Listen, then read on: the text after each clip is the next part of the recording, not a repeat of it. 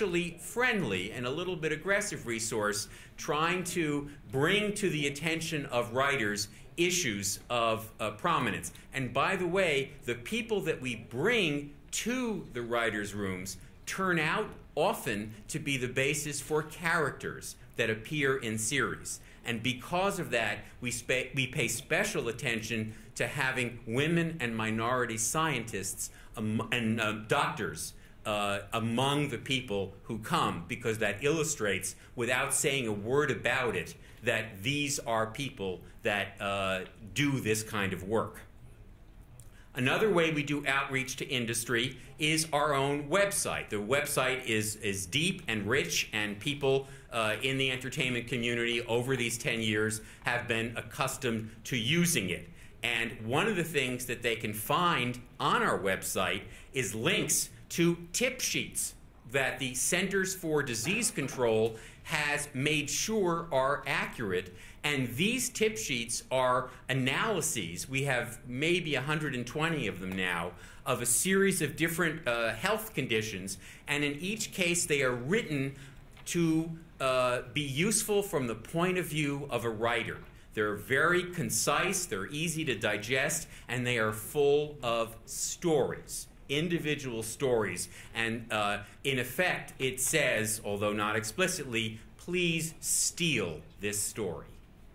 And in addition to the tip sheets, we put out a newsletter. 4 times a year we send a newsletter called Reel to Reel to 700 active writers, the most active television writers in Hollywood. And the newsletter consists of stories pulled from the news and from real life, which, if the writers want, would be terrific bases for doing episodes. We also do a series of awards.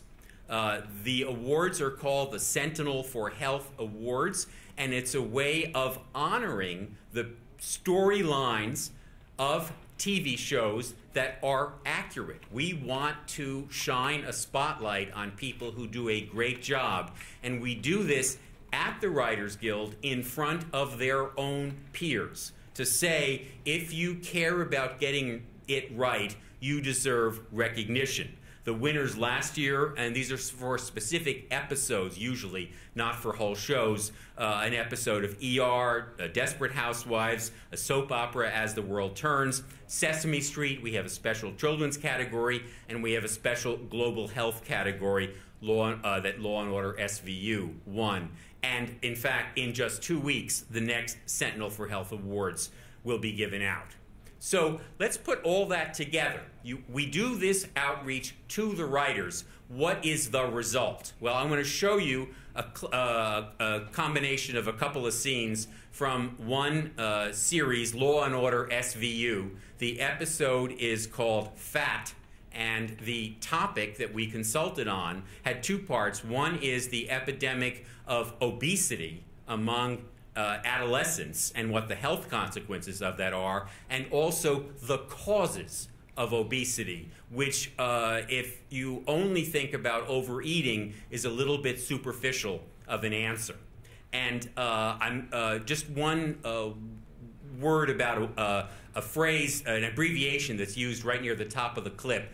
PE is an abbreviation for physical education, which is the name of the courses, the classes in schools where you do exercise or sports. So this is a clip from Law & Order SVU. Any big kids in the orchestra? Like over 200 pounds? Used to be heavy kids played music just so they wouldn't have to do PE. But we don't have PE anymore, and about 1/3 of our kids are overweight. What are you doing about it? Now, made the cafeteria serve more salads and fruits, but kids like burgers and fries.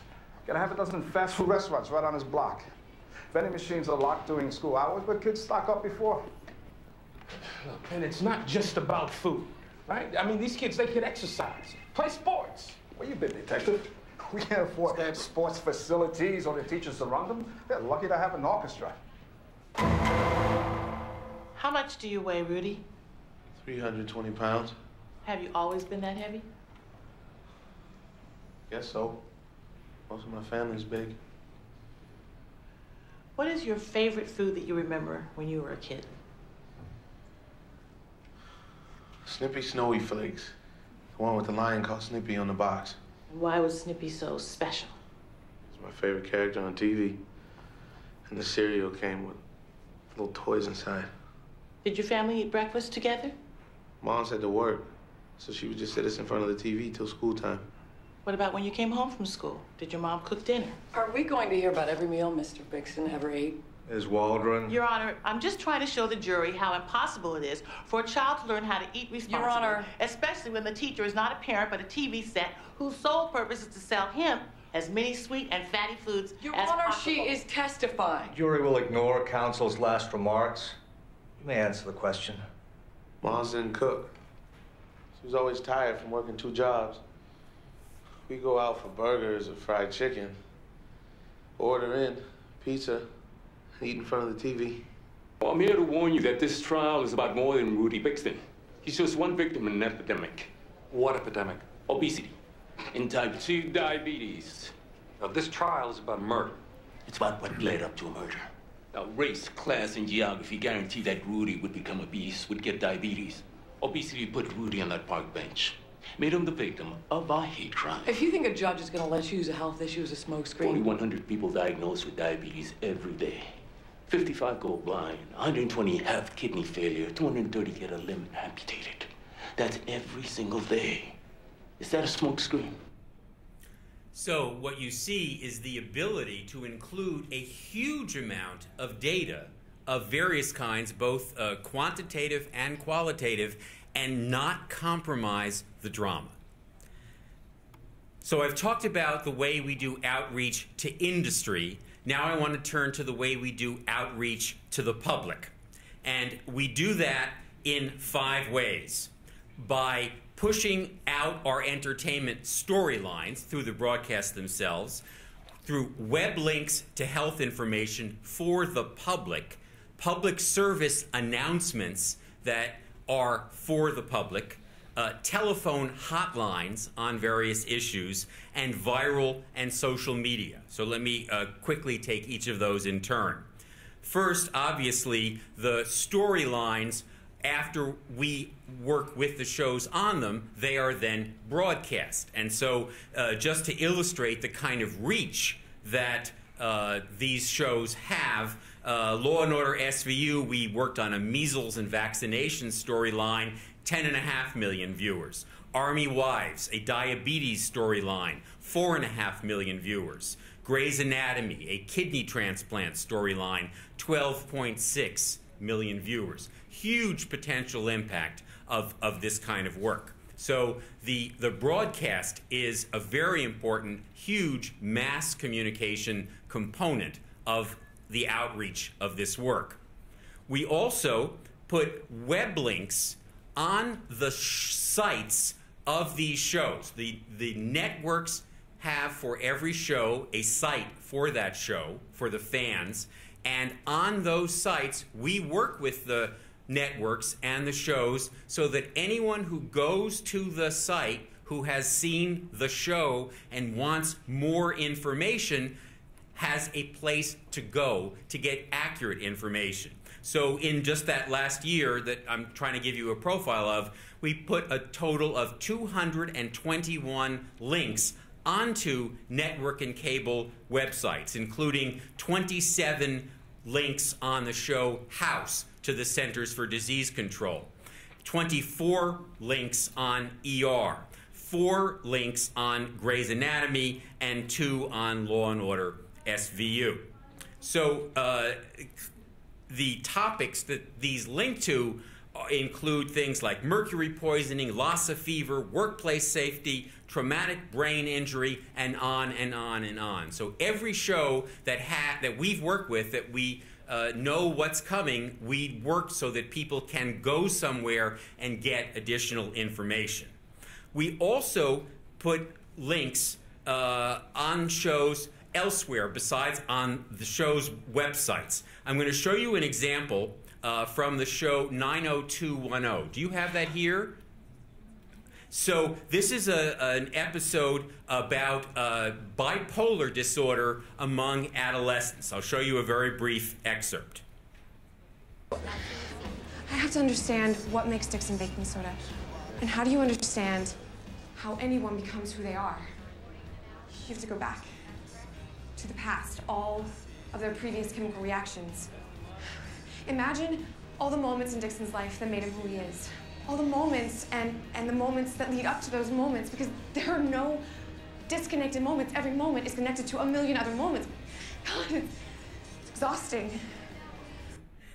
So, an illustration worked on with medical and psychiatric consultants of adolescent bipolar disorder.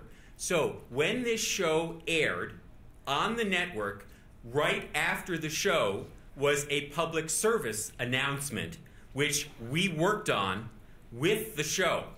And it includes a phone number to call. SAMHSA stands for the Substance Abuse and Mental Health Services Administration, which is a government agency. So imagine you have just seen this show, you were totally involved in it, and the actress that played that kid with bipolar disorder then talks to you.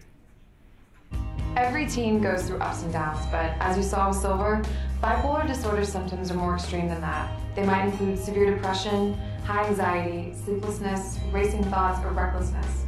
But there is good news. Bipolar disorder can be treated, and youth with this illness can lead full and productive lives. For more information on bipolar disorder and how to get help, call the Substance Abuse and Mental Health Service Administration at 1-877-SAMHSA7. That's 1-877-726-4727. Or visit the Child and Adolescent Bipolar Foundation website at www.bpkids.org/90210. So you see from the show on the broadcast, using a compelling character to send people either online or on the phone for more information. That public service announcement was also put on the television show's website. So just in case you were fast forwarding through the commercials and think that was that, this way when you go to the website, you'll see that as well. And then, in addition, at that health website, the Bipolar Kids Disorder site, the public service announcement and links to the show also appear. So no matter where you go, you are getting the same message over and over. In addition, we have been using and been somewhat successful social media and viral media. This is a gossip site, Perez Hilton, probably the most popular gossip site for teenage kids. And luckily, a discussion was started with Paris Hilton saying, "Did you see this show?" And then you can see from the kids' comments, they're all talking about it. Wow, an amazing episode.